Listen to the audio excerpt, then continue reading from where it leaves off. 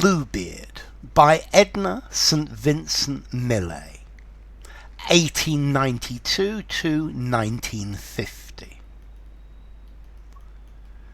This door you might not open, and you did.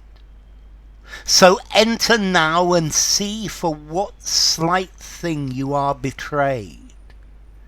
Here is no treasure hid, no cauldron, no clear crystal mirroring the sought for truth, no heads of women slain for greed like yours, no writhings of distress, but only what you see.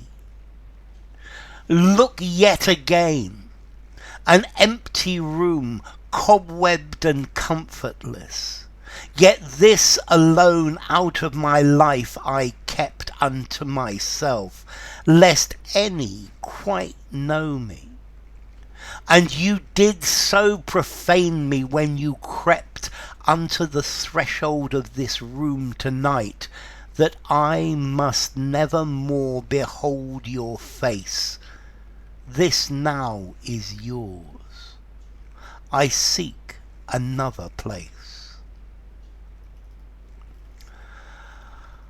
Okay, let's see. Well, this is a poem by Edna St. Vincent Millay. She was an American from Maine. She lived in Greenwich Village in New York in the Roaring '20s, and she was a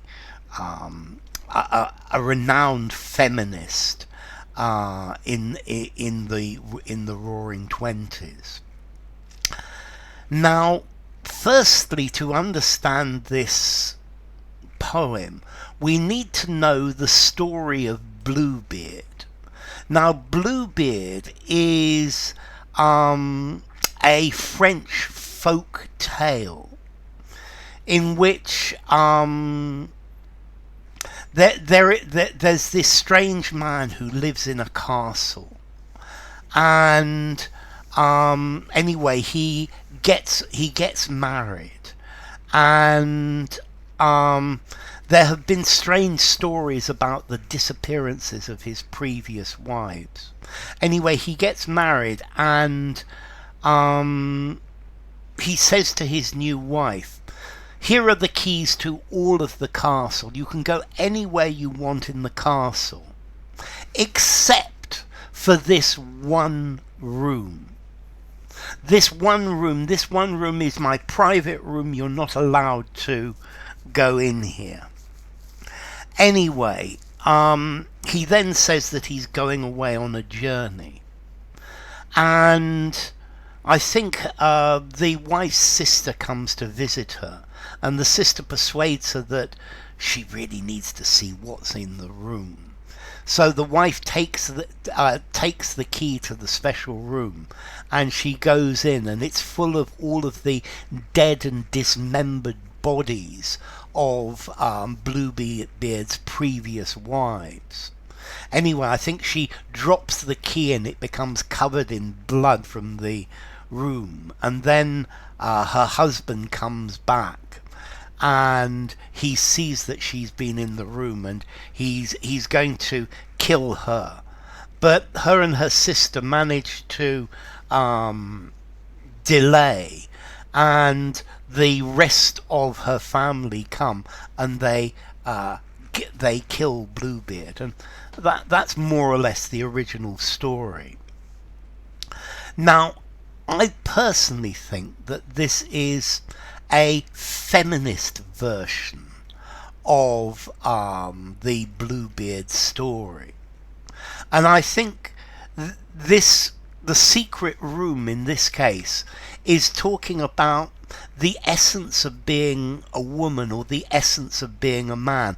And in the traditional story, the room hides the essence of masculinity, which is something that is full of violence. And in this story, it's the other way round. She tells Bluebeard that he can go into any room he wants except for her private room. But as is always, if there's a secret room, then somebody must find out what is in it. And Bluebeard insists on going into into her room, and her room is the world of femininity. But there's nothing in the room, and I think this is Millay's way of saying that women have no power. They have no strength in society. That they hold something back inside themselves, but that this place is an emptiness of power, a lack of power within society. Anyway, let's try it. This door you might not open, and you did. So this is the door that you weren't allowed to open, and you opened it. So enter now and see for what slight thing you are betrayed. So now go into my private room, go into the world of man, go into the world of femininity, and see what you had to know, see the truth you had to understand. Here is no treasure hid.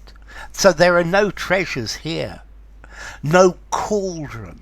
So the cauldron here, for me, this is the cauldron of the three witches from Macbeth. This is the witch's cauldron. So this is saying, no, women aren't witches. Men shouldn't be afraid of female witchcraft. No clear crystal mirroring the sought for truth. So there are no mirrors which tell you the truth, that mirror, mirror on the wall, who's the fairest of them all. No, there are no mirrors telling me the truth where I can ask. So in this room of the feminine, of the power of women, there is nothing that tells us the truth, the reality. No heads of women slain for greed like yours. So no, here in my room there aren't the heads of women, of dead women, of your previous wives. There are no symbols of my greed for more, of killing for greed, like the world of men, the room of Bluebeard in the traditional version. No writhings of distress, but only what you see. So there's nobody writhing in pain. There is no suffering. So the feminine world doesn't cause people to writhe in pain, but only what you see, only the reality. So yes, the women have this hidden secret room, or this hidden secret room that men imagine, but the only thing in it is what you see. That what you see is what you get. Look yet again, an empty room, cobwebbed and comfortless. So look at it. There's nothing in the room. It's just it's got cobwebs. There's no comfort to it. Yet this alone out of my life I kept unto myself, lest any know me quite. But I wanted to keep this room secret, to keep this part of myself out of my life, so that nobody would know me completely, that there was something private to being a woman. There was something that was within, and something that was mine and personal and alone for me. Even if it was nothing, that doesn't matter, because it was mine. And you did so profane me when you crept unto the threshold of this room tonight. And you have destroyed all of my trust. You have made me unholy. You have destroyed the most holy thing in my life, this secret, even though there is no secret. And you crept into this room, which was the room I told you, the only place I told you where you must not go.